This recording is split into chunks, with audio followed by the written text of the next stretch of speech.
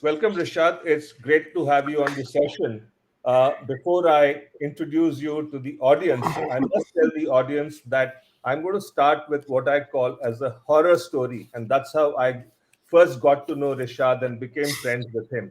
Now, this goes back to the period 2006 to 10 when I sold my business to the French Publicis Group, and that's what I describe as a horror story because from being an entrepreneur who's always discussing and executing exciting ideas, here I was every day on global conference calls with finance people who say, can we look at row 125 of the spreadsheet to see why is your Bangalore rent cost gone up by 5% last month? And that's how I was spending my life at that point of time, wading through spreadsheets and not exciting at all. Which is when I met Rishad. I found him that he was the only voice of sanity there. He was someone with whom you could have fun, you could ideate, you could brainstorm crazy ideas, and over a period of time, Rishad became a friend. And that is how I got to know Rishad first. With that, on that note, let me introduce Rishad. Rishad Tobaccowala is an author, speaker, teacher, advisor, and he fundamentally today helps people, organizations, and teams reinvent themselves to remain relevant in changing times. Now, that is exciting. Now, Rishad's human touch, as I describe it, can be seen in his 2019 book called Restoring the Soul of Business, Staying Human in the Age of Data. And that typifies Rishad, and which is why for today's topic on unleashing the power potential of talent to make India unstoppable, Rishad is a great person because he's always believed that talent comes first. Uh, Apart from his book and listening to him on his various podcasts, you can see Rishad very active on his weekly, what he calls a thought letter, not newsletter. This thought letter is called The Future Does Not Fit in the Containers of the Past. About 25,000 business leaders across the world read it every week. You're going to see the link on the screen very shortly, and it's a free thought letter. Do subscribe to it. I really learn a lot from that. Now, through these newsletters, through his talks, Rishad speaks about he looks at the future, talks about trends, what kind of change is happening, what kind of transformations are happening, and he also does workshops, very popular workshops around these topics. I must add that those workshops are extremely expensive. He prices these workshops as much as $10,000. But that said, I must say that Rishad has a soft corner for India, partly because he grew up in Mumbai, got his bachelor's at Mumbai University, went on to do his MBA at Booth School at Chicago. And but today his connect with India remains because he's the chairman of what is called as the Tobaccowala Foundation, which helps over 10,000 people gain better access to health and education. I must finally conclude the introduction by saying that Rishad has committed serious stuff for our TiEcon's concept. He's offered to mentor one founder one on one based on the TiEcoin points that are earned by them. And he's also suggested he can do a workshop for one company if there are many people from that company who earn TiEcoins.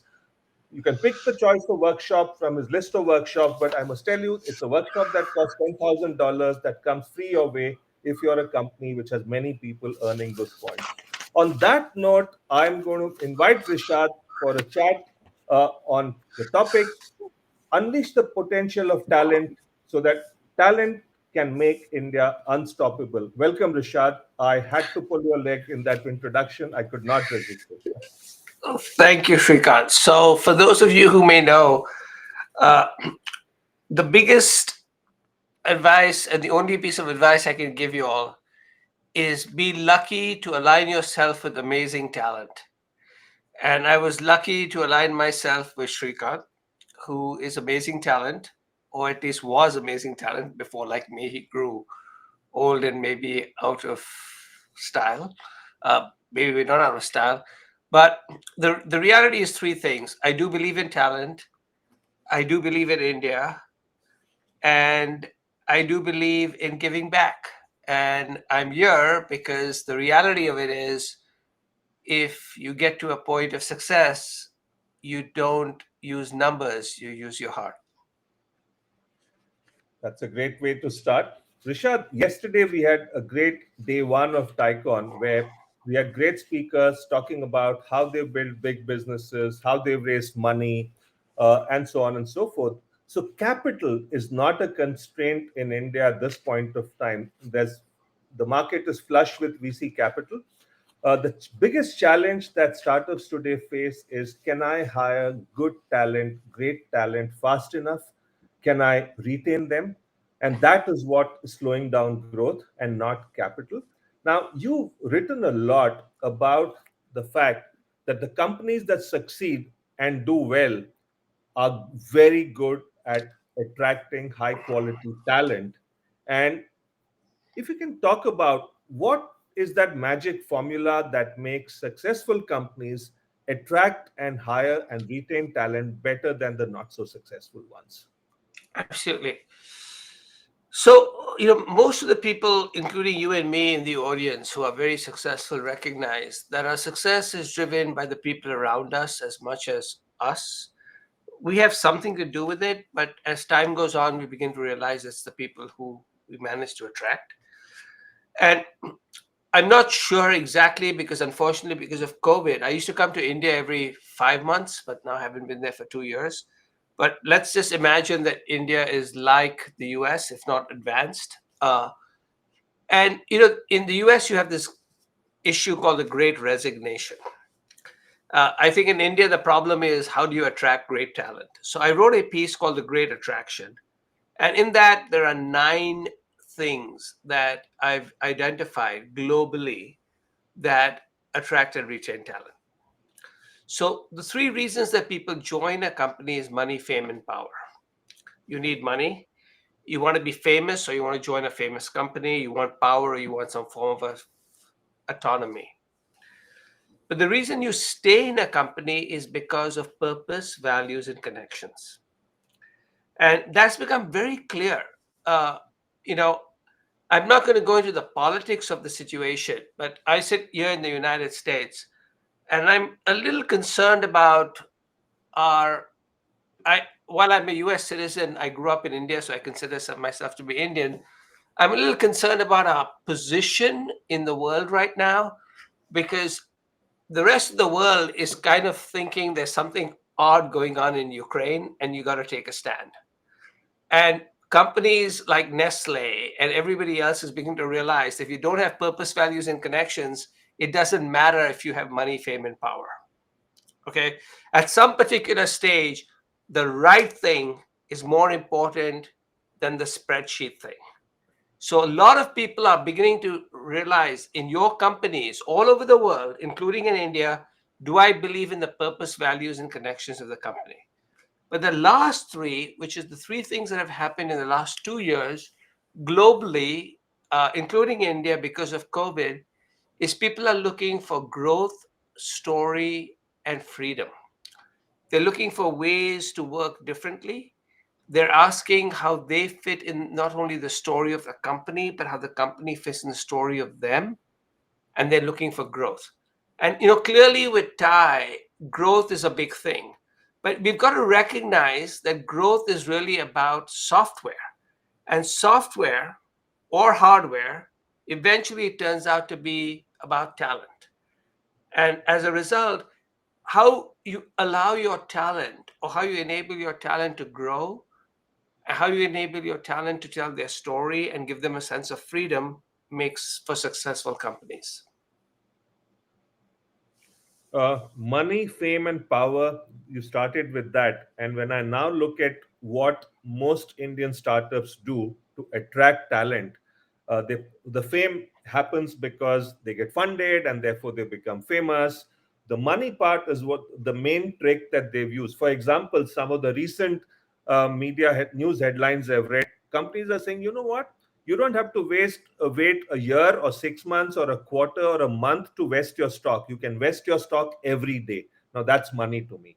Some of them are saying you don't even have to wait for the company to get sold or a share buyback to happen to encash your vested stock. You can encash anytime. Now this is again money and partly about freedom. They also do things like I'll give you more maternity benefit, paternity benefit, and all of those, which is partly about freedom.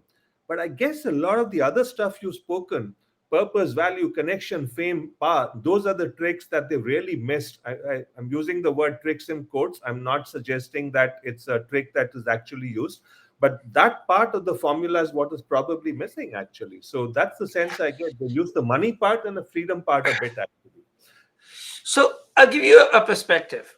The perspective is, let's look at someone who is questionably talented, like myself, or deeply talented, like yourself. Okay. If you noticed, one of the reasons we managed to keep you in the family a little longer than you wanted to stay was because you and I worked together. Yeah, And I didn't talk to you about money, fame, and power. yeah.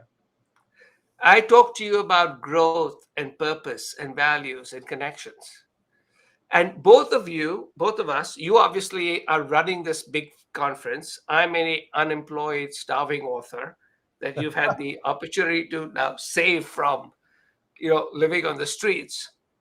But the reason you reached out to me was because, not because of pity, I hope not because of pity, okay, was because there was something more than money, fame, and power. Yeah. And my basic belief is money, fame, and power is really important. But most of the people who are listening to this, who are either getting it or have got it or have gone past it, there's more than that. Yeah. And that is the thing that we have to spend time on. I'm not, that's why I start with that. But it's the other stuff. And, I wrote this piece and you'll see it on LinkedIn. And by the way, I'm a US citizen, but I spent my first 20 years in India. I'm 61 years old or 62 years old. I spent 40 years in the US, but I'm still Indian. My scotch of choice is Amrit Fusion, which happens to be a combination. I just want to point it out. I drink Kingfisher, so I'm Indian down to the roots. It can't take it out from me. And right now, my whole stuff is, I'll tell you something. It may be very controversial, right? India, increasingly in the world, doesn't look like a world class power. It looks like a sissy. This is the time when you stand up as a country. India has 1 billion people. Russia has 100 million. Either India decides it's the future of the world or it decides it's the caboose of the world. That is emotional. It's not rational and strategic. And how do we play pieces together? It's I stand for something. I truly believe that India stands for freedom, individual, and rights. That's what we should stand for. That's what attracts people to companies. World class people cannot be bought by money, they can be bought by stories. Uh, I would like for the moment to steer clear of that controversy. You and Sure. I can have some Amrit later and discuss Yeah. that over that. I'm going to move to a related topic. Uh, One of the intriguing things you've written about is this concept called fractionalized employee. And the way you described it, it seemed to me to be a game changer from a standpoint of attracting great talent to companies. Now, with my limited intelligence, I could figure out some parts of what you're trying to say, but would be great to hear it from the horse's mouth. What exactly is a fractionalized employee and how are companies missing a trick by not using this actually? Sure. So, all of us are struggling, and, all of the very talented people listening to this are struggling with one big thing. How do you attract and retain talent? And we have to find different ways of doing that. So, right now, there are three ways that we tend to do that. We hire a person, which is an employee. We contract a person, which is a contract worker. So, you know that there are more contract workers who work for Google than employees of Google, right? And you can contract workers from Accenture, IBM, Wipro, whatever. Okay, all fine. Third is you get a part-time employee. I believe there is another place that we have to think about, which I call the fractionalized employee. And the fractionalized employee is something like this: it's an employee who is an employee of the company. So it's like the full time employee. So it's not a contract employee. So, give you an idea, at Google, the contract employee does not get to use when they were in a physical space, the contract employee does not get to use the cafeteria. It's a second class employee. So my stuff is, you should have a first class employee called the fractionalized employee who has all the employee benefits, including healthcare. But they can decide to work 50, 75%, or 100% of their time. So one of the things you've got to remember, India doesn't have this situation yet, but all around the world we have that. India will have this. People are getting older fast. So people may want to work 50%. Many of your talented people may want to do a gig with you and do a side gig. I attracted and retained amazing talent by basically saying, can I get 50 to 75% of you while I get 25%, while you get 25% to 50% of doing your side gig? I'll provide you with income, which is the constant salary flow. I will provide you with healthcare. In the US, healthcare is important, so I'll provide you with healthcare. But 25 to 50% of time, you can do your side gig. But you're a part of my company.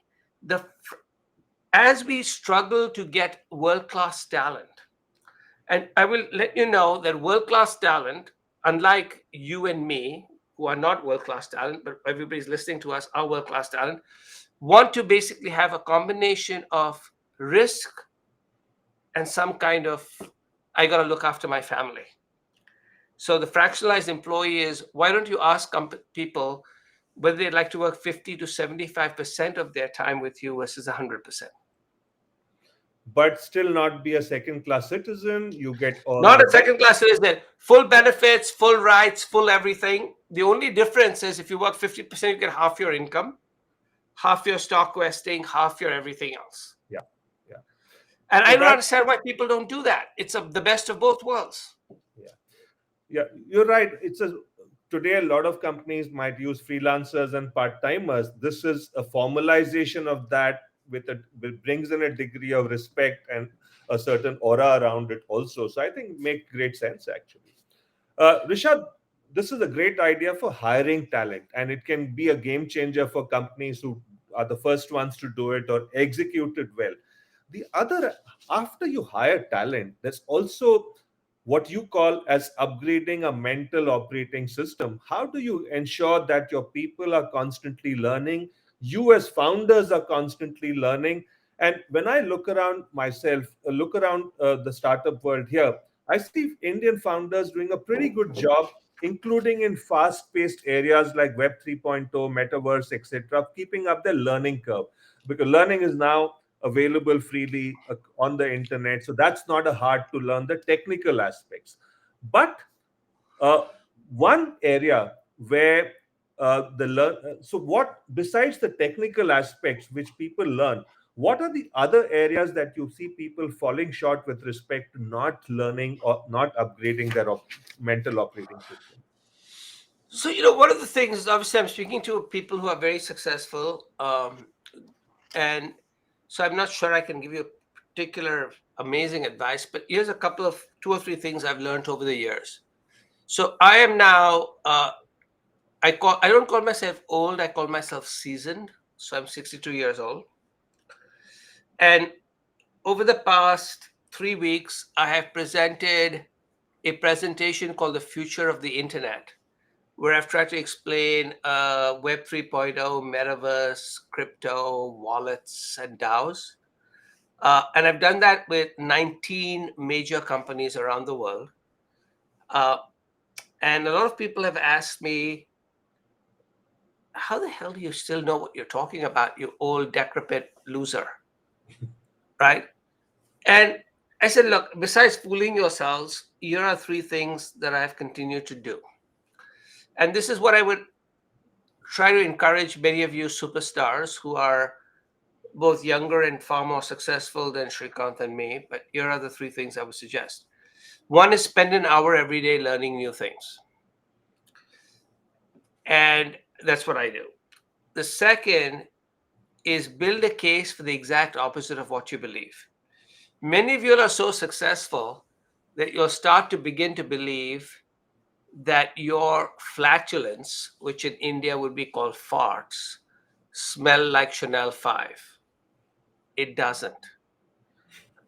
The more successful you get, the more you get high on your own fumes, the more your sepoys and other chelas tell you you're really cool. You suck, but no one's told you you suck. Okay?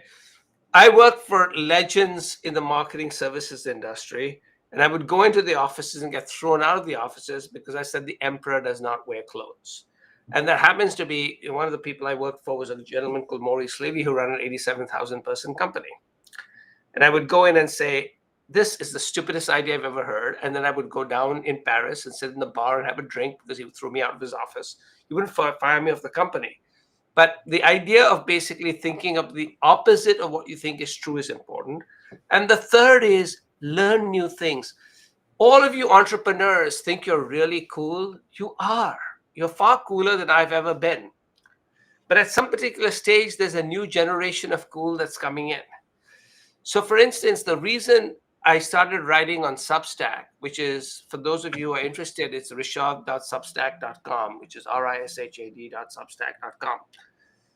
I wanted to learn how authors or writers would write in a way where you could separate yourself from content management distribution systems.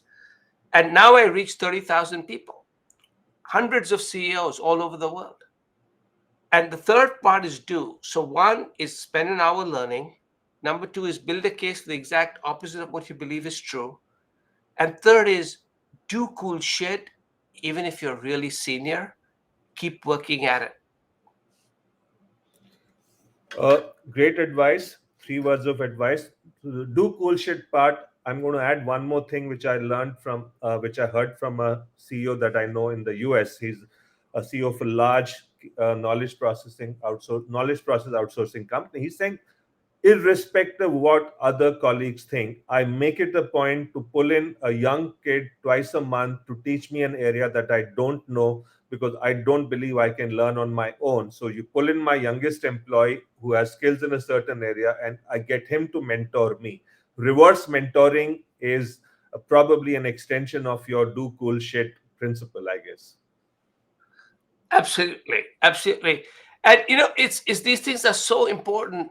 So I give you an idea. So for instance, when I started working on my Substack, right? I thought no one would actually. I just said, okay, it's 100% opt-in. I'm going to write something every week, and let's see what happens. So now, Srikant, you're one of the people who follow me, including hundreds of CEOs, and I've done it for 84 weeks in a row. And let me assure you that the stuff I write, which is 6 minutes every Sunday, is better than almost anything anybody writes. And I've come to that because now I have 30, 40,000 people around the world reading me. It's free. It's 100% opt-in. But I learned stuff, and to your point, I kept doing new stuff and I kept asking new stuff. And this is the key thing, that we start off as legends and we end up as bosses. Hmm. Well said. I know you described yourself as seasoned and you called yourself rudely and called me also rudely as an old fart, but I'm going to ask you a question. Conventional wisdom says India is a young country, but India is also growing in terms of the number of people who are getting older, not surprisingly. Now, when you look at uh, so, but when you look at the startup world, the normal belief is that we must hire young people, millennials. They are the ones who have all the answers. We can build our business quickly. But do you think one of the answers to the hiring problem is to go out and look for seasoned people who've had several decades of experience, either in large companies or large startups? They could bring domain expertise, they could bring gray hair wisdom which might be needed. Is that an answer? And you've written about it by saying get ready for the age of the season. I know this is that hiring seasoned talent a possible answer? Yes. So here's the reason why the age of the season is extremely important. So I'm going to give you a version of where the country I live in, which is the United States. You know, we are very sensitive to what color you are, whether you're male or female or whatever else. But there's one thing that is very common to everybody, which is anybody in this audience. Let me assure you of something that will happen to you. You are going to grow old. Okay. So you might not like other castes, other people from other states, other people of other colors, other people of sexes, but do not dislike old people because that's your future. That's number one, right? Everybody is going to grow seasoned. That's number one. So be careful because whatever you're doing is you're plotting your future, which most people don't remember. But I want to tell you this. Number two, seasoned people are three big benefits that they bring to you is one is they bring supposed wisdom, which is highly questionable when you listen to Srikant and me. But the second is if we are relatively successful, which Srikant is and I am not, we can be fractionalized. We can actually be bored for 3, 4, 5% of our time, right? So yes, my workshops cost $10,000, but that's 40 years of experience delivered in $10,000, which is cheap, right? And obviously, Srikant's workshops cost $100,000 because he's better, but whatever. But the reality of it is, you can do that. But the other one, which is very important, is India too. India too, by the way. And India, obviously, most of your companies are worldwide, so you're only not obviously operating in India. But outside of Africa, the continent of Africa, the rest of the world is growing old. Let me give you an idea of how fast it's growing old. India is stabilizing and will start growing old. India's population is going to peak about 5 years from now, faster than most people thought. China is growing so old that they've stopped their one child policy. Japan's population will decline by a third by 2050. It takes 2.1 children to replace a human being to keep population stable. All of Europe is at an average of 1.4. The US population grew by only 1 million last year, which is the smallest population increase in its history since census was discovered. So we're looking at an older and declining population. Let me assure you that however technologically you're savvy, older and declining populations is major market opportunities, both in the case of talent and the case of business. And if you happen to have people who are completely young, you will miss the future. The future is not necessarily young, the future is everybody. Rishad, thank you for that particular statement. You ensured that at least you and I have a source of livelihood for the next 5 or 10 years if people follow this advice. But we have 2 minutes left in the Sure. session. So I'm going to have one quick final question for you, and would be great to get your response. One of the things you've written is that as leaders, our first and foremost job is to protect and guide people. Now, that's pretty obvious. But I'm assuming that the wise man that you are, there's a deeper insight sitting in there. So, what's that deep insight there? So the deep insight is this. The reality of it is that all of us are only successful because the people around us. And a company, in most cases, not every case, but in most cases, is no better than its talent. And the ability of all of us as we get senior, older, more experienced, more seasoned is to be able to guide and grow our talent. Because the reality of is, we keep talking about leverage and we keep talking about scale and we keep talking about all kinds of things. Nothing is as scalable, as leverageable, and as amazing, amazing as talent. And our job is to unleash the talent. In fact, that's what all I'm doing in my second career is working on unleashing talent. And I'll give you a very simple example. How does a person in their second career sitting at home reach more people and build a career better than their first career in every way, in impact, income, everything, right? Look, I was one of the five most senior people of 87,000 company. I have more impact, more income now as a company of one. Because guess what I did? I focused on talent. Yeah. And that's That the future.